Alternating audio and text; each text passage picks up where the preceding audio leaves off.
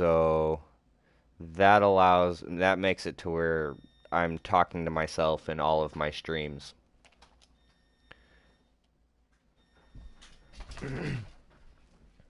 No, no, you're good.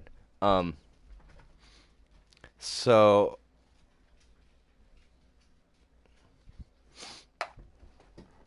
yeah, no, that's cool. That's actually probably better because it keeps you in the mind frame, things pumping, flowing, and whatnot. If you got a second, go to the party menu, and there's a setting there for party settings,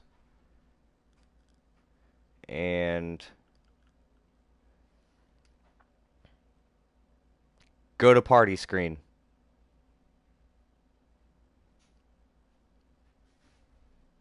Party settings.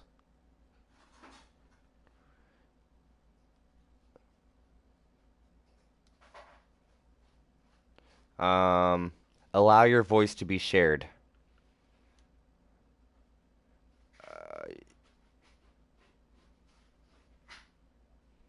Yeah, that'll work. That'll be this party. So when I start the broadcast, it actually your voice will be in my broadcast, so I can type this all up later.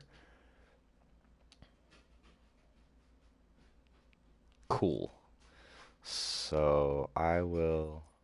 I already got this rolling. Let me double check here on my stream, and I think we're good to go.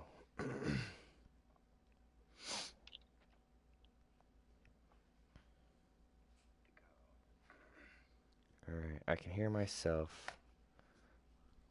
Did you have a good day today? Me? Yeah. Yeah, my job's easy, man. Did you have a good day today? This shit's easy to do, so it's never a Cool. bad day there. Sweet. Like I've already had the busiest night they said they've had in a long time, and it was a joke. So I trained the new guy and ran T19 all in banquets tonight. It was a fun little run. man, I told her if there's a spot comes open for dishwashing, you're gonna be the first one I talk to. I'm gonna tell them, hey man, I got somebody because they pay better. You wouldn't even do half. You wouldn't even have to do half the work. You don't have to worry about none of the food, none of that shit. Shit, like I'm down. I'm down. It's so much easier, bro. 97%. All right, so we'll get this started real quick, so that way we can get back over to the other party and jam on some Black Ops. So, what what do you play video games on, and why? I have a PlayStation 4. I also have a Nintendo 64. That's more of a nostalgia thing. The PlayStation 4 is because it's the most convenient one for a consumer standpoint, especially for adults that are buying for kids and stuff. It's easier to buy them a game system where they can just put the game in and play, but they can also do like their YouTube, their Netflix, and everything like that is like the main reason. Like I can do pretty much all that from my PlayStation, and I don't have to have anything extra. I just plug it into my TV and I'm good to go. Like a just a straight plug and play convenience is what it's about. Yeah, mostly it's about the convenience. It's what I understand. Makes sense. It's Um, user friendly. so what of all you mentioned the 64 being a lot of the nostalgia. What do you see being the most nostalgic game console to you personally? It it would have to be the Nintendo 64 because I got that system the summer right after fifth grade ended, and so I spent a lot of time playing that with my friends over the summer when GoldenEye came out. That was the first real multiplayer game you could Best play with game ever. everybody. Best game And ever. so that one, I spent a lot of time playing GoldenEye, and it had, Cruising USA and World and all that stuff. And so the GoldenEye multiplayer is what really got me onto it, and that became the system that I spent the most time on. So it became the one that always stuck with me growing up to where now I have it with the collection of, 30 games, all the controllers, all the stuff I didn't have when I was a kid. I've purchased now that I'm an adult and I have the funds to be able to do that. Makes sense. Um, there was something I was gonna mention about that and I forgot. But that's okay. So, how much money have you put into video gaming? How much what?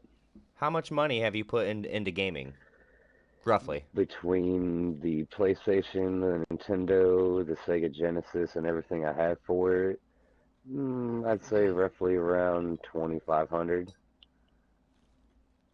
That's not bad for consoles. Not bad at all. Yeah, I can see where no. it stacks up a little bit. There's actually Nintendo 64 games, the actual game itself, that I paid the same price as I did for the system, just because of what game it is. There's just other ones, that are obviously more rare and more expensive because they're better. So I've got games that range anywhere from $5 to $45 for a Nintendo game, whereas I paid $35 for the whole system with a controller and cords. I have stacks of Super Nintendo games, and sometimes I wonder what that would net me. It depends on the game, man. Everybody's different. There's the games that are rare and like everybody wants, and there's ones that aren't so much. Oh yeah. But it's one of those things that those are the systems that when we were younger we had, and now that we're adults and we have a little bit of the extra funds, we see that nostalgia in there and we go back to that, try and get our kids into it. Like my daughters, are 11 and 12, and their friends will come over and we'll sit down here and play Mario Party and Mario Kart for hours, and they just have the best time, even though it's not the graphics and the style of games they're used to. It's something fun that I get them into as well. Yeah, if you're not getting the red ring in the center of your palm, then you're not doing Mario Party right. Oh yeah, they're having to learn how to do the fishing thing, swirling it and stuff like that. They they love doing the battles on Mario Kart and Super Smash Brothers. It was also one of those Tony Hawk Pro Skater was a game that I spent a lot of time on, and I have all three of those for the 64 as well. Tony Hawk Pro Skater 3 is the one I put a bunch of time into for PlayStation 1 or 2. See, the PlayStation is always a system that's going to have a special place in my heart just because of the Gran Turismo franchise. One of the things I'm most excited about is the fact that the new PlayStation will be backwards compatible through all systems, so I can collect all seven of the Gran Turismos, whereas I'd have to buy all the systems separately just to get those, and that's really all I want is all the Gran Turismos. So for them to do something like that, where I can collect 1 through 7 and be able to play them all off of one system, is something that's going to satisfy me as that nostalgic gamer. Makes sense.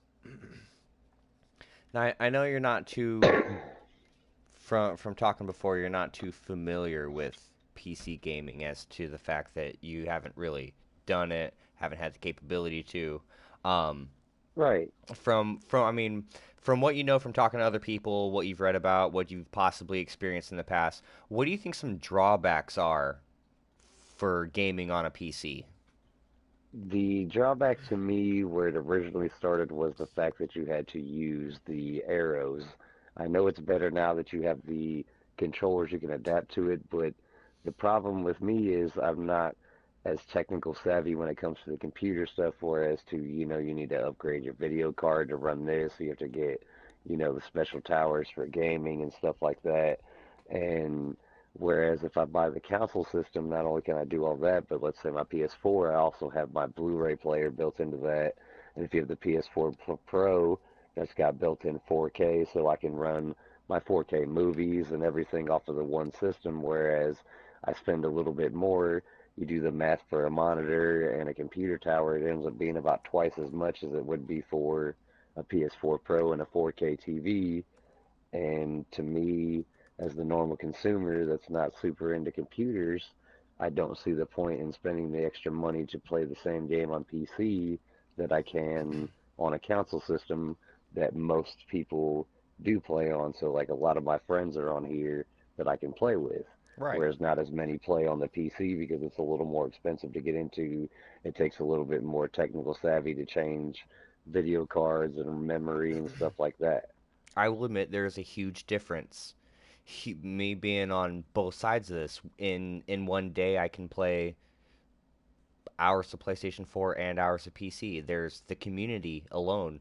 And set aside friends. The community alone is massively different. Massively. And it's between the PlayStation and between PC. oh, between console and PC. PC communities are so much smaller by a long shot. Yeah, and that's where that comes into play, where a lot of the console players are younger kids that don't understand how to work the PC as well as I can put a game into the system and it goes. The same thing with parents that don't understand technology. They know if I buy them a PlayStation, they can play all these games, but if they want a PC system, I don't know which one to get them to play specific games better than your basic standard PC. Right. Definitely makes And sense. so that's where I think a lot of that smaller community comes in is because the people that are on the PC are ones that are more technological savvy and they understand more and pay attention to more stuff like that versus the normal consumer that's not well versed in what brand does what and how much memory you need to run specific video on games and things like that. Right, right. On the opposite side of the scale, what do you think are some positive aspects for PC gaming? The positive aspects would be that what I have seen of people playing it seems to be like the transition on the screen is much smoother when you have the right setup, like with the more powerful PC and stuff like that. The games seem to be much smoother in the play, and the matchmaking seems to be a little easier, and there's not quite as many people that are hacking controllers, essentially, that make it a little rougher to play some of these matches when they have their auto fire or their auto aim, and you can't really do that as much quite on the PC, it seems to be. Right, right. I can definitely agree with that one there. I'm still not sure how they're getting around in doing all this stuff in Black Ops for PS4, but I'm surprised they've been able to pull it off. PS4 has been one of the harder systems to actually get by on a hack, as to where PC's pretty open wide on it. Um, but yeah, I can see where that's definitely. I can agree with that there. That's pretty good. I think that comes from, though, I know understand the PC is easier to hack because you can change coding and stuff, but I think that's becomes more from the people that don't understand how to change coding versus where on the PlayStation you can go online and buy, let's say, a modified controller, you know. Absolutely. Like it's much more easily accessible to get something hacked for the PlayStation than it is the PC, even though the PC is more easy to actually do yourself. Right. Makes sense. What are some we kind of covered a lot of this, but we can recap, I guess. What are some drawbacks for console gaming? Console gaming. Console gaming drawbacks would be not only the hackers, but sometimes the overload of the servers, like especially when the game is first released. Like let's say we'll go with Black Ops since we've used that example. I go pick it up at the midnight release. I go home and I'm trying to play the game, and now not only I am, but all these millions of people that are trying to play this game for the first time, and the servers are crashing, and you get the people that um, when the PlayStation Network was hacked, and it's not hard to do that. And now they have access to all the millions of people that have all their wallet information on PlayStation Network and everything like that. And the other thing would be hard drive size. Um, I have the PS4 that's not the Pro with the 500 gig. I have 9 games sitting here, and currently I can only have 3 of them loaded on the hard drive.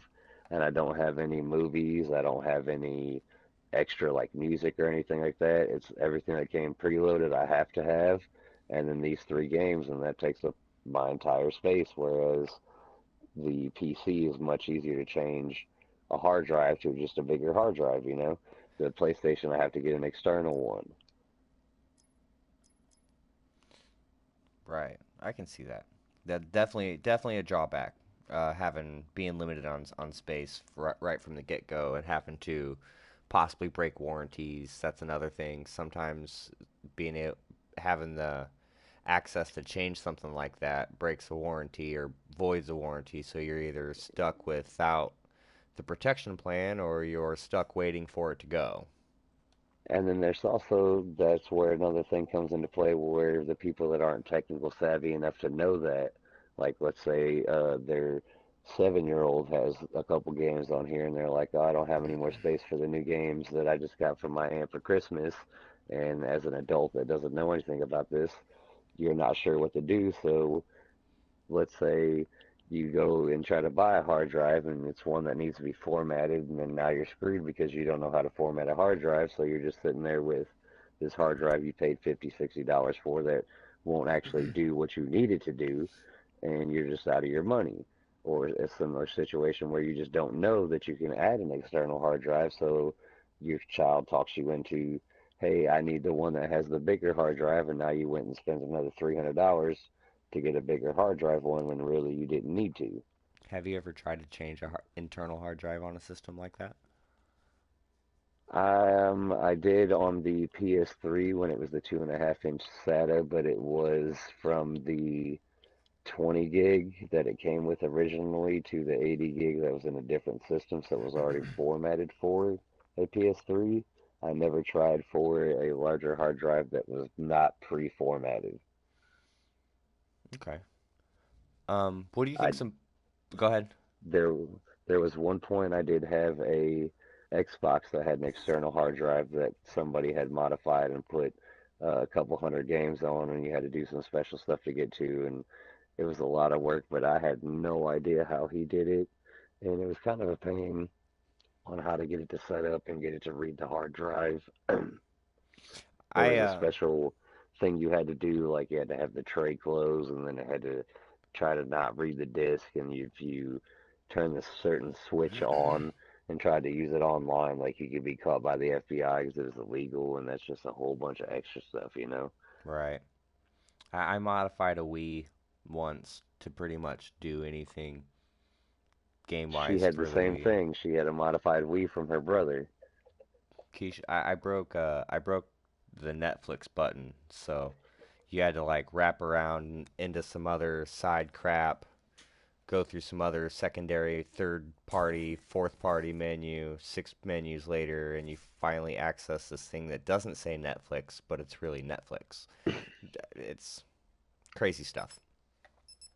Um, One of my biggest things that I don't like about the console system is the fact that there's certain games you can only get on Xbox. There's certain games you can only get on PlayStation. And I understand the licensing rights for certain companies, but at the same time, there's all these games that are cross-platform, like for example, the Call of Duties, where I feel like it would make much more sense if we could play these games online together. Like, I don't feel I should have to only play with PlayStation users.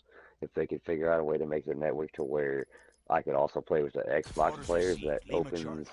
the matchmaking possibilities to a much better spectrum, and they would give us much more people that would want to play. So, like some of these games that aren't as popular to some of the people, if you can double the amount of people playing the game, then you can double the amount of chances of you getting into a decent match on these smaller games that aren't as popular amongst players.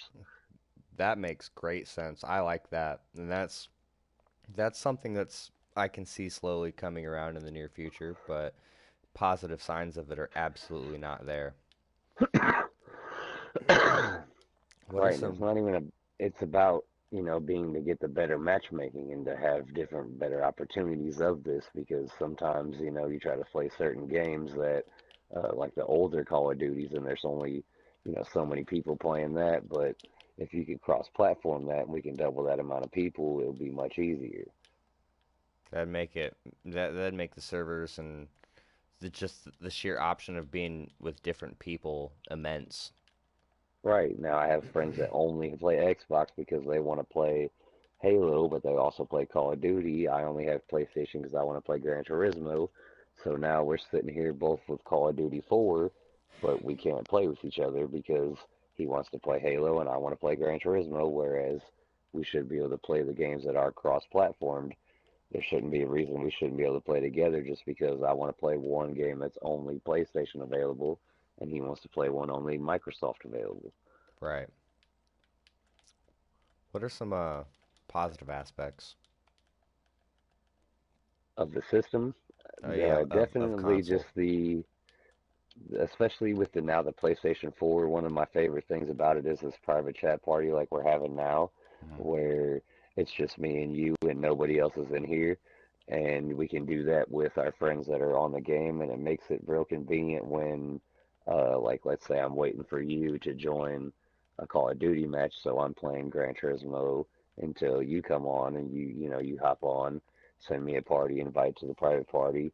I can pause my game, join the party, finish what I'm doing, and I can explain to you, hey, I'm not ignoring you. I'll be there shortly, but let me finish my race, and so we can still talk to each other without having to be in the same game is one of the major things that I really like about the system. But then the fact of all the accessibility from the one thing. Like I went from having to have a Blu-ray player, having to have something to play my Netflix on, like a Roku, like to play my Netflix and my Hulu, something else to play YouTube on, like I'd have to broadcast my phone.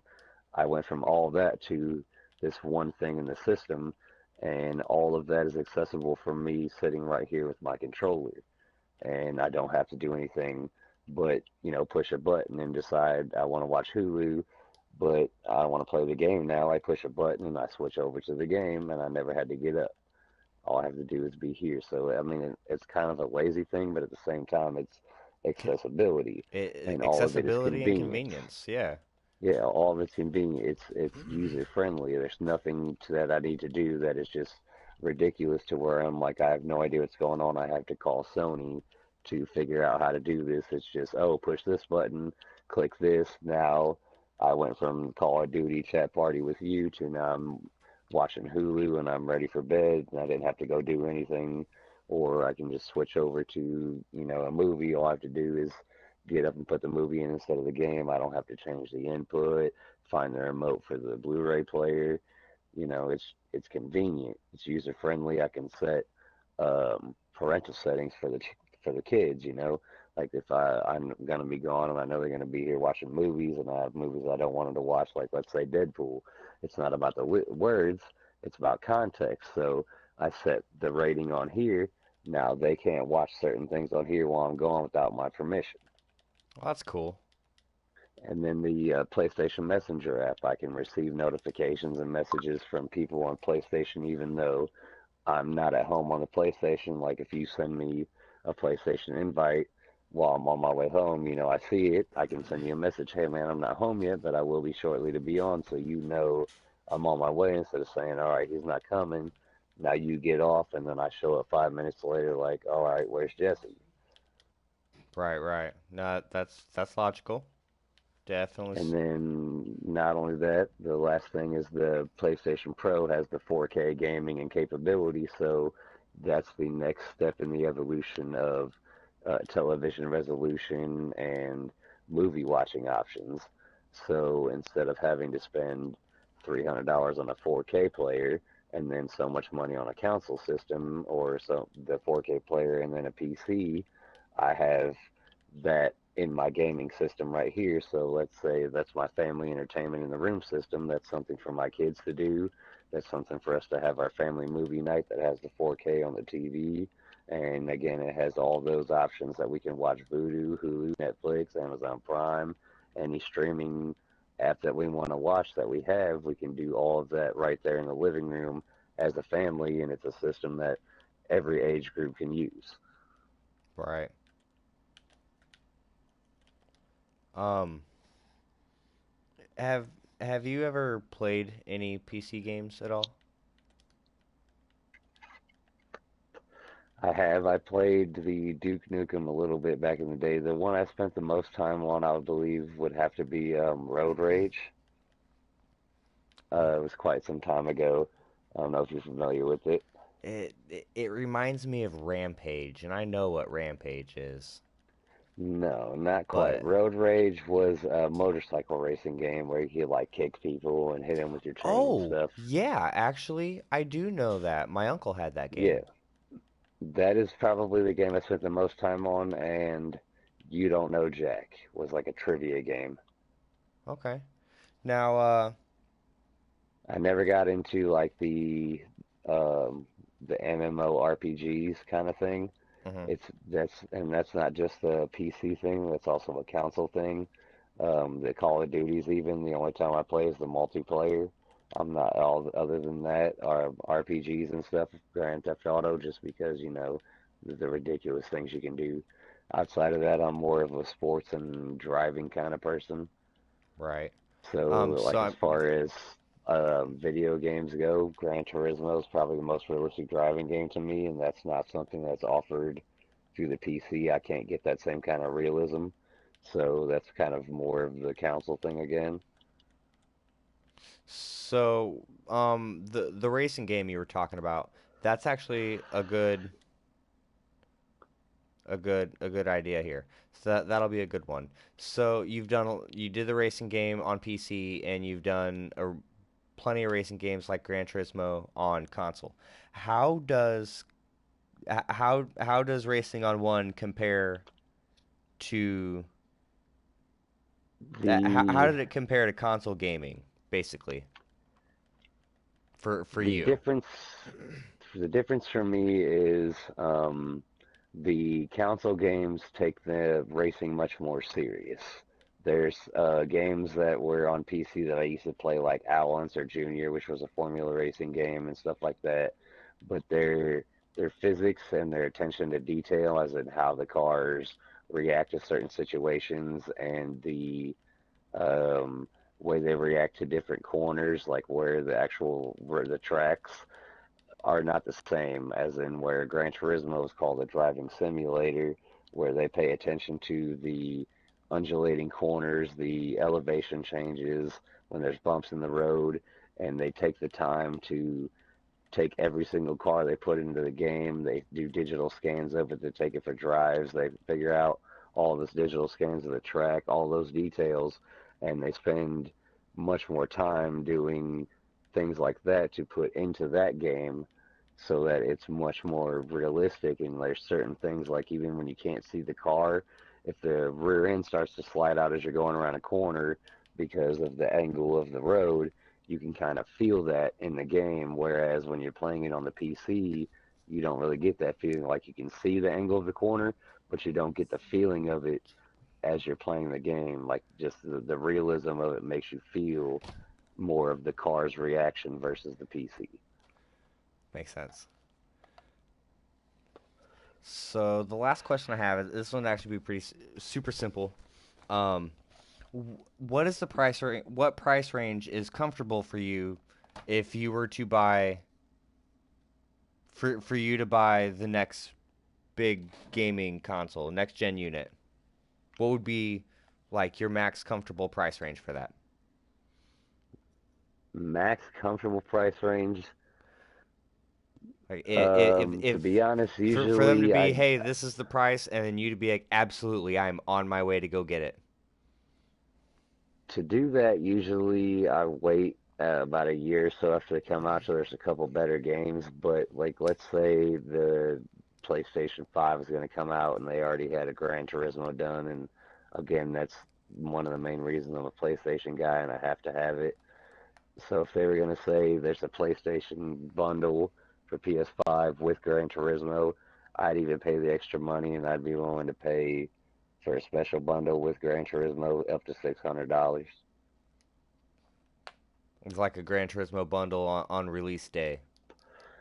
Yeah, I'd pay 600 for a special edition Gran Turismo one, but for a basic one, I'd go five. Not bad, not bad at all. Well, that sums up all the questions that I have. All right, man. We can jump to this other back to your party if you'd like. I say either that, or if you're not done broadcasting, we can have Manny join us, or we can go back to the other party with Manny. I am trying to end this broadcast specifically because I have this one set to not share to anything and set for specifically